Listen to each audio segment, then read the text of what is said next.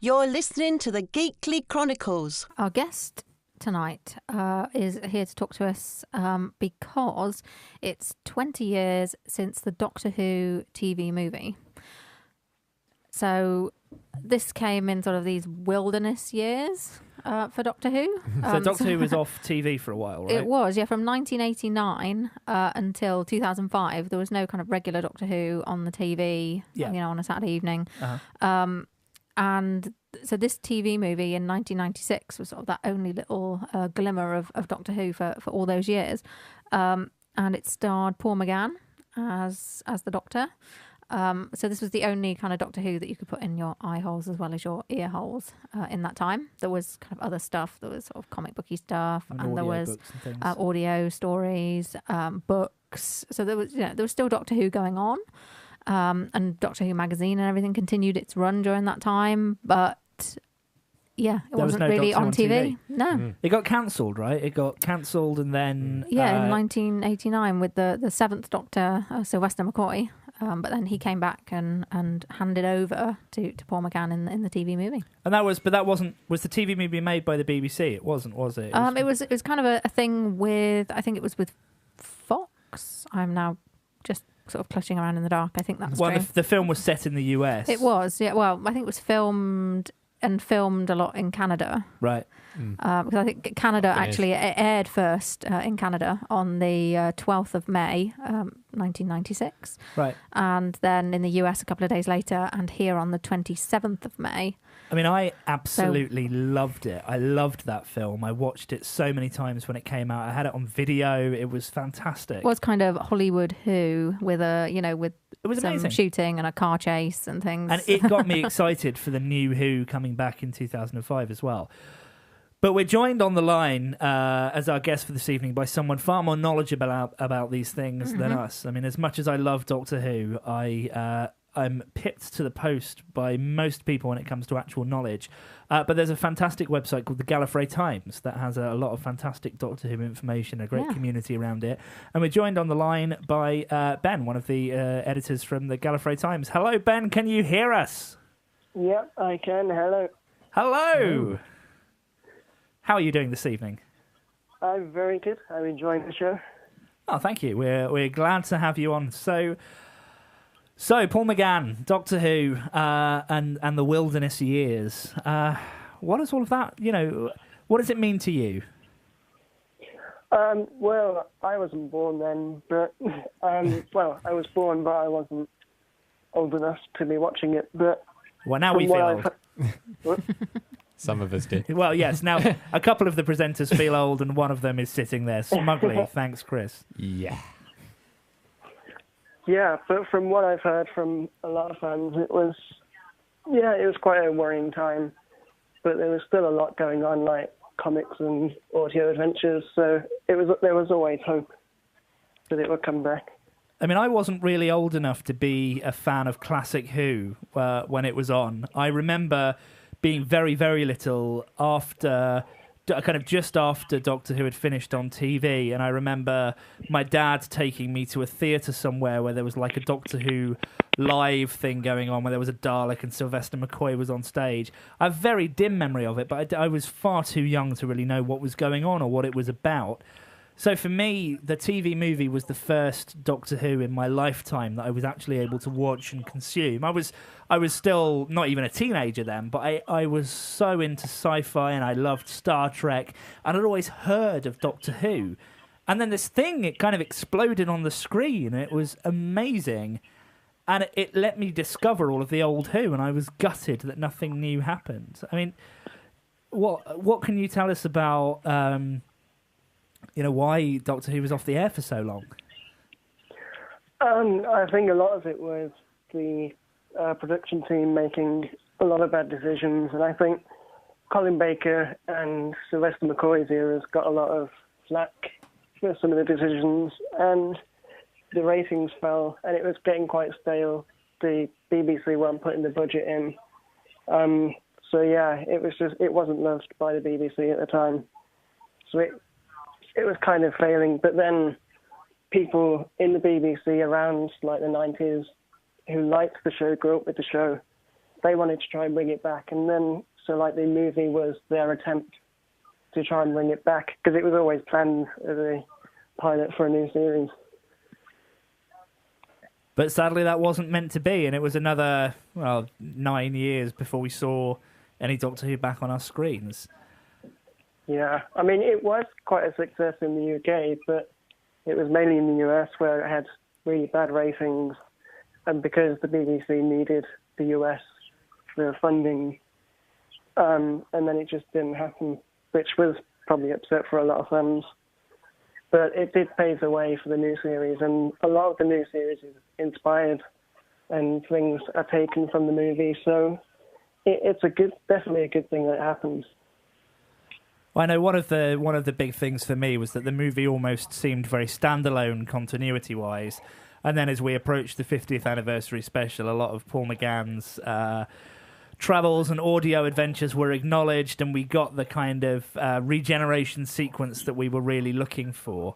How much of that do you think was kind of planned in advance, or how much of it was just shoehorned in because there was a 50th anniversary?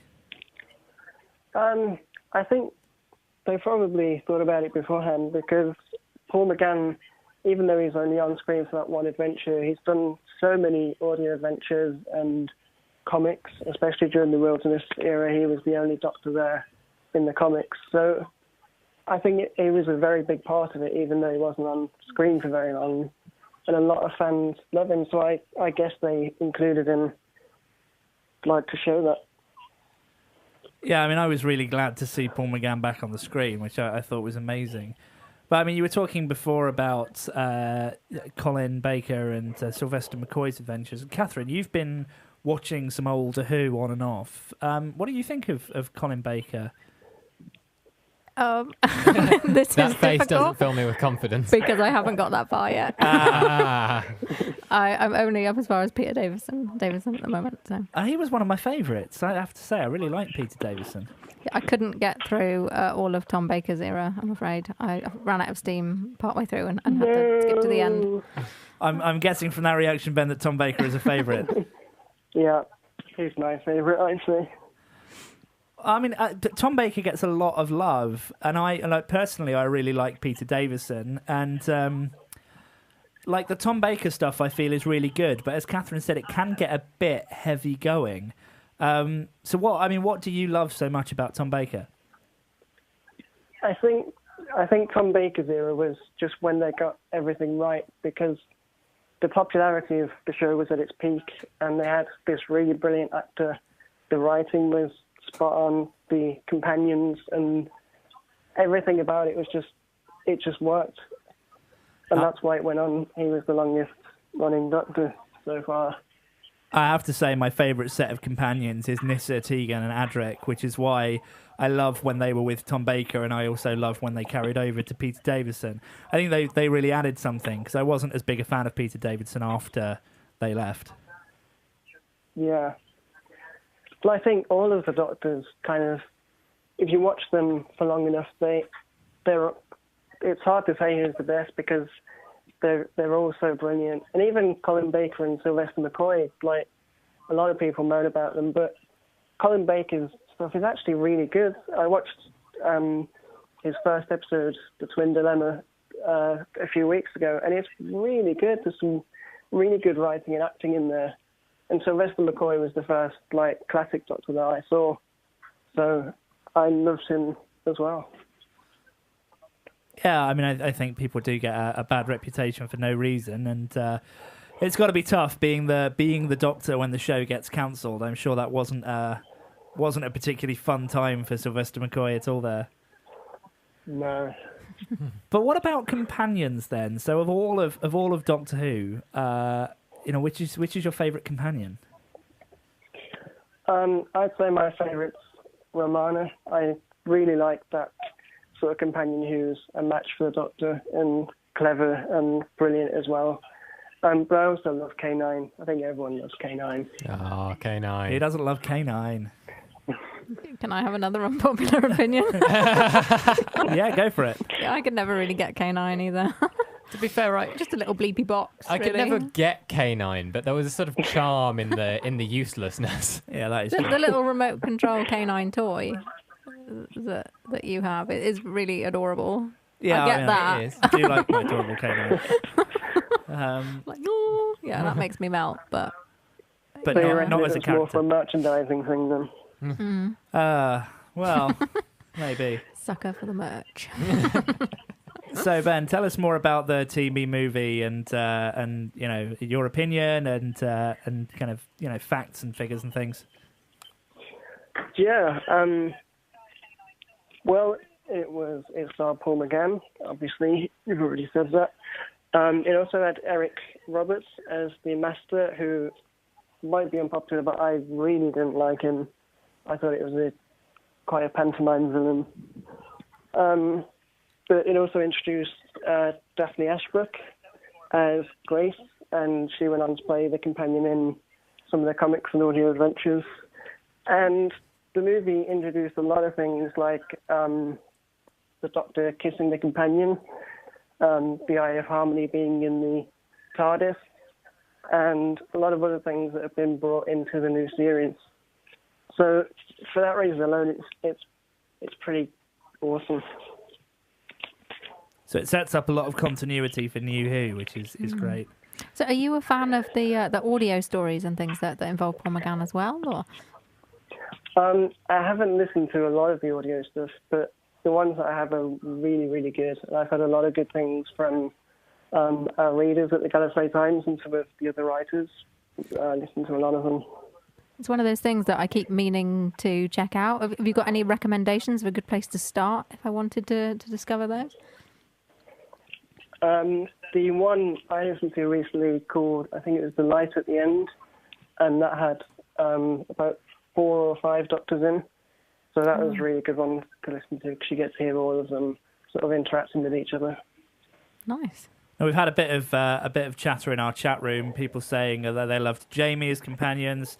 Elaine says Donna, need more companions like Donna. I have to say, in terms of new companions, I did really like Donna. I was a fan. Yeah, Leela as well, and Sarah Jane. Lots of older Sarah companions Jane.